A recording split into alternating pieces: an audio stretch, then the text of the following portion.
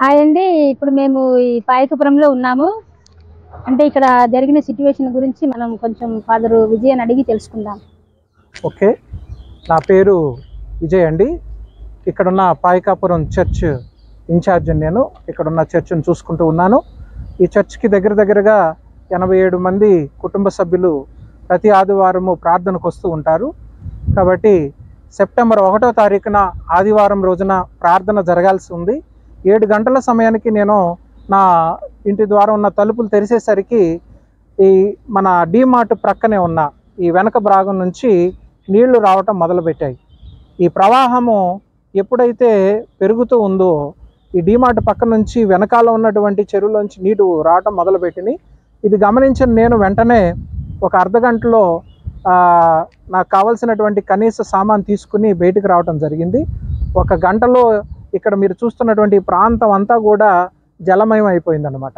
అంతా కూడా నీళ్లు నిండిపోయినాయి. ఇప్పుడు ఇక్కడ మీరు చూస్తున్నటువంటి ఈ రోడ్డును ఎందుకు తవ్వారంటే అటు నుండి నీళ్లు ప్రవాహం వెళ్ళిపోవటానికి ఇలా ఈ రోడ్డు అంతా కూడా ఒక 10 చోట్ల ఘాట్లు పెట్టడం జరిగింది. ఇలా చేయటం వల్ల అటున్నటువంటి నీరంతా కూడా ఈ పొలాల్లోకి వెళ్ళిపోయింది. ఇక్కడ ఉన్నటువంటి పొలాలన్నీ కూడా జలమయం అయిపోయి చాలా నష్టం అనేది జరిగింది. మీరు ఇక్కడ చూస్తుంటే ఇది మన గేటు, అక్కడ సిస్టర్ గారు కనబడుతున్నారుగా, ఆ గేటు తాళం వేసే లాక్ వేసే ఆ హైట్లోకి వాటర్ రావటం అనేది జరిగింది. ఈ గోడ 1 అడుగు మించి మీరు చూసినట్లయితే ఇక్కడ ఇంకా ఆ అర అనేది ఉంది. ఆ ఎత్తులోనికి వాటర్ రావటం జరిగింది. అలాగే లోపల కూడా అంతే ఎత్తులో ఈ బిల్డింగ్ 2 బిల్డింగులు కూడా మునిగిపోవటం జరిగింది. అదే మరి మీరు అక్కడ వరకు వాటర్ రావడం, ఆ డీమార్ట్ వరకు వాటర్ రావడం చూశారు కదా. చూసినప్పుడు మరి మీకు అంత టైం సరిపోయిందా? మీకు కావలసిన వస్తువులు తీసుకుని అంతవరకు అప్పటికి వాటర్ ఇక్కడికి వచ్చరికి ఎంత వరకు వచ్చింది?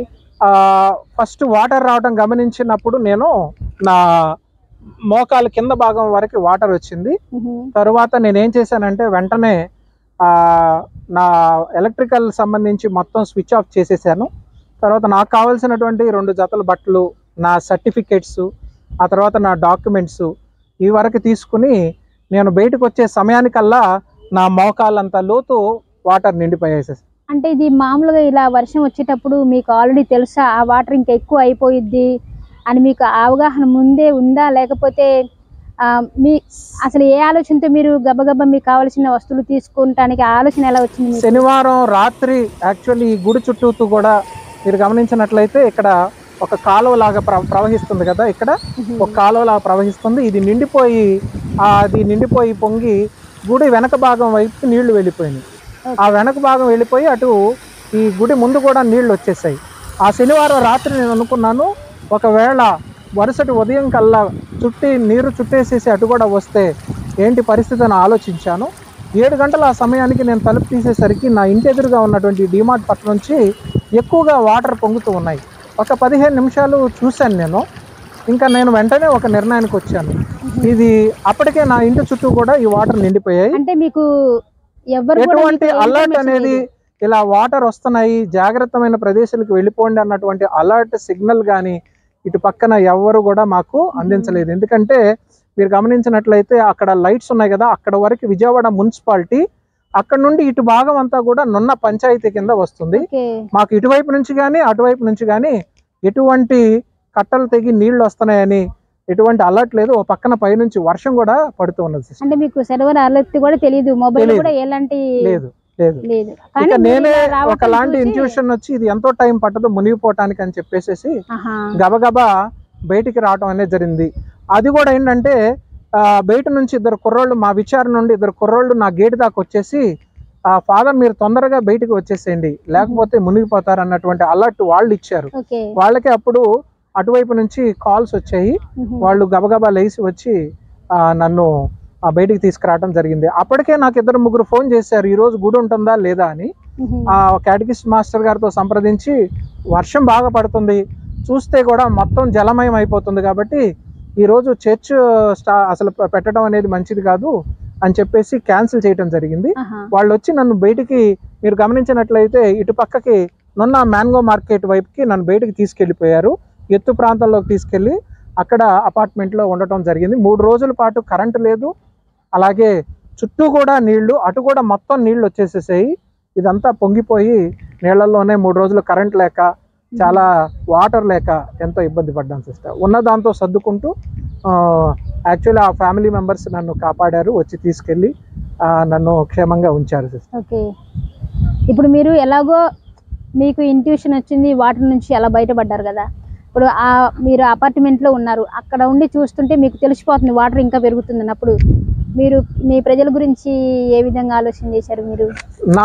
ఇదే ఎత్తు ప్రాంతం యాక్చువల్లీ సిస్టర్, ఇదే మునిగిపోయిందంటే మా విశ్వాసుల యొక్క కుటుంబాలు కూడా తప్పకుండా మాకంటే ముందు మునిగిపోయి ఉంటాయని అనుకున్నాను.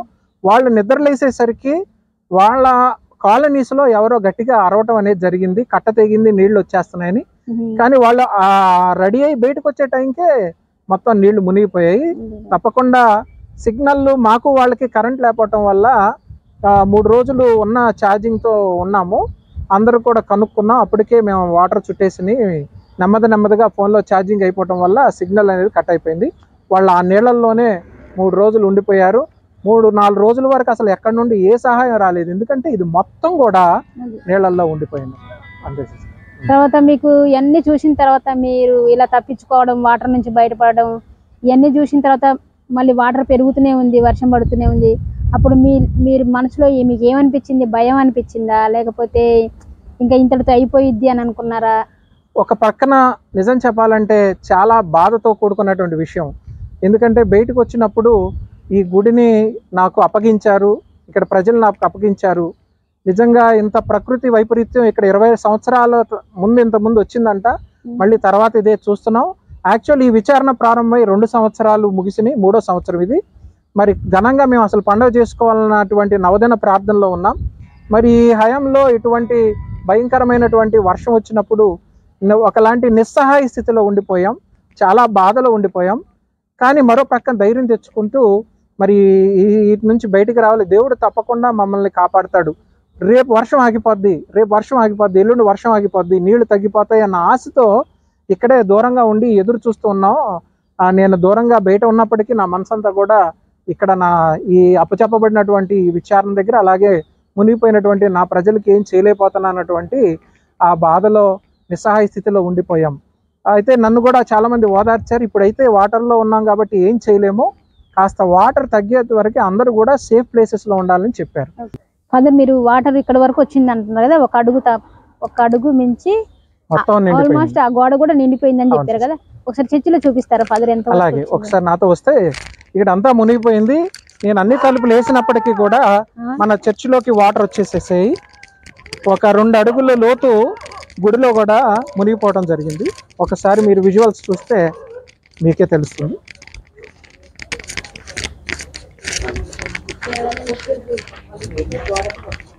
అమ్మ లైట్స్ ఇదంతా కూడా బురద లోపలికి వచ్చేసింది. యాక్చువల్లీ ఒక 5 అడుగులు ఎత్తే ఉంటుంది, అది నిండిపోయి మళ్ళీ లోపలికి ఒక 2 అడుగులు నీళ్ళు రావడం జరిగింది. మీరు గమనించినట్లయితే ఈ హైట్లోకి వాటర్ వచ్చేసేసాయి. ఇక్కడ పీఠం దగ్గర కూడా మొత్తం తడిసిపోయింది. కాకపోతే పీఠం పైకి రాలేదు, ఆ దివ్య మందస్సం చేరలేదు, కానీ కింద ఉన్నటువంటి వస్తువులన్నీ కూడా పాడైపోవటం జరిగింది.